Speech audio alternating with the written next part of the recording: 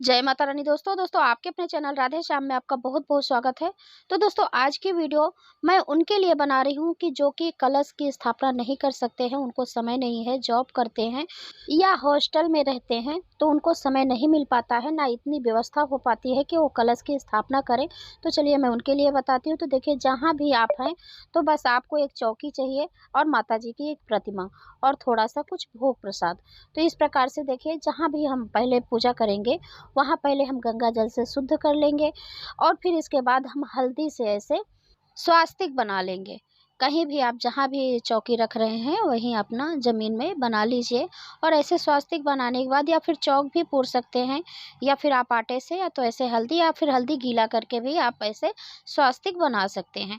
और ये देखिए, हमारा स्वास्तिक बन चुका है। अब हम इसके ऊपर पाटा रखेंगे और उस पर लाल वस्त्र बिछाकर फूलों का आसन देते हुए माता की प्रतिमा को हम स्थापित करेंगे।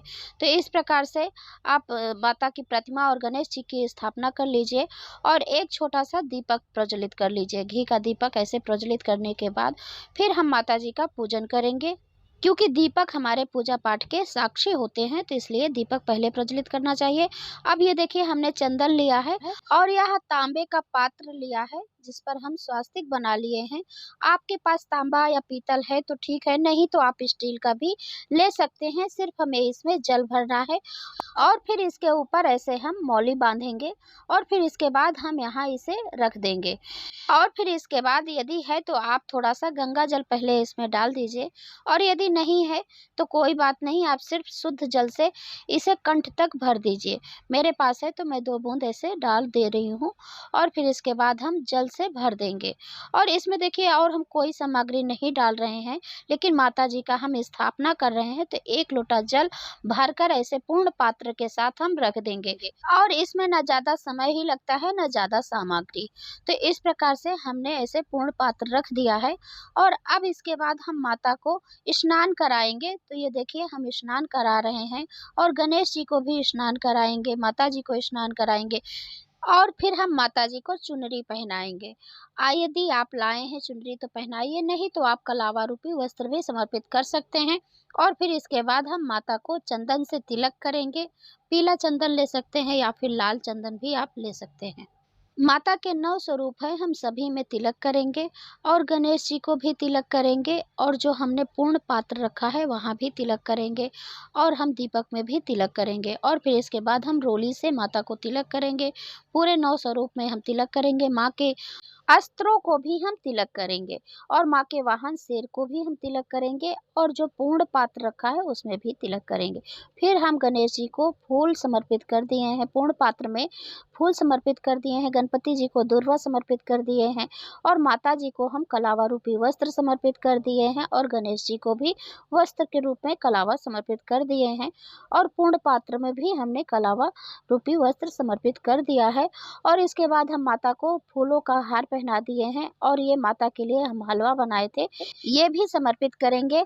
और माता का प्रिय बतासा है, तो यदि बतासा मिले तो आप समर्पित कीजिए, यदि बतासा नहीं मिलता है तो आप मिश्री भी समर्पित कर सकते हैं। गुड़ का भोग हम गणपति जी को भी लगा दिए हैं और केले का भी भोग लगा दिए हैं। जो भी ऋतु फल आपको मिले आप उसका भोग लगा सकते हैं और फिर ऐसे हम आचमनी करेंगे यानी जल घुमाएँगे और माता को प्रसाद ग्रहण करने के लिए निवेदन करेंगे और ऐसे हमने अक्षत भी चढ़ा दिया है। और ये देखिए, 2 फूल लौंग हम इसी मिश्री में डालकर माता को अर्पित करेंगे क्योंकि माँ को लौंग और बतासे का भोग बहुत ही प्रिय है। तो यदि बतासा नहीं मिलता तो हम लौंग और मिश्री का भी भोग लगा सकते हैं। और इस तरह से हम 2 फूल लौंग लेंगे और 1 कपूर ऐसे प्रज्वलित करेंगे और उसे हम ऐसे कपूर में अग्नि द्वारा माँ को भोग समर्पित करेंगे। तो इस प्रकार से छोटी-सी पूजा जो है वो मैंने आपको करके दिखा दिया है। आप इस प्रकार से पूजा कर सकते हैं और यदि आप मंत्रों का जप करते हैं या फिर चालीसा का पाठ करते हैं तो इस प्रकार से संकल्प करके आप उसका भी पाठ कर सकते हैं। जब ये आपका पाठ हो जाए, मंत्रों का जप हो जाए और फिर उसके बाद आप आरती कीजिएगा। तो ये देखिए, हमने हवन भी कर दिया है, पूजा कर लिया है, संकल्प कर लिया है। फिर इसके बाद जो आरती रखी है हम उसी से आरती कर रहे हैं। तो आरती आप गाकर भी कर सकते हैं या फिर ऐसे ही आरती ऐसे गोल गोल घुमाकर आरती कर सकते हैं। और फिर इसके बाद आप क्षमा प्रार्थना ज़रूर करिएगा और थोड़ा सा जल वार कर हम माता जी को आरती दिखा देंगे और फिर इसके बाद हम जो भी दक्षिणा है वो समर्पित करेंगे। तो ये देखिए ऐसे हम जल घुमाकर माता जी को पहले हम आरती दे देंगे, ये देखिए। फिर उसके बाद स्वयं भी आरती ले लेंगे और फिर कुछ दक्षिणा पहले दिन ज़रूर समर्पित करनी चाहिए, तो यथाशक्ति दक्षिणा समर्पित कर दीजिए। और फिर पूजा में रही कमियों के लिए क्षमा प्रार्थना ज़रूर करिएगा।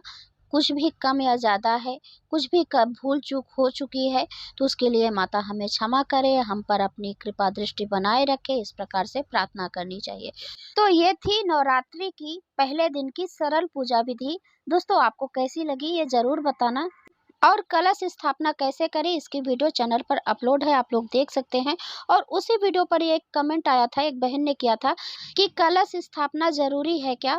तो नहीं, ज़रूरी नहीं है, लेकिन यदि आपके पास समय है तो ज़रूर कीजिए और यदि समय नहीं है तो आप इस तरह से कर सकते हैं। अब मैं मिलती हूँ अगले वीडियो में, तब तक के लिए नमस्कार।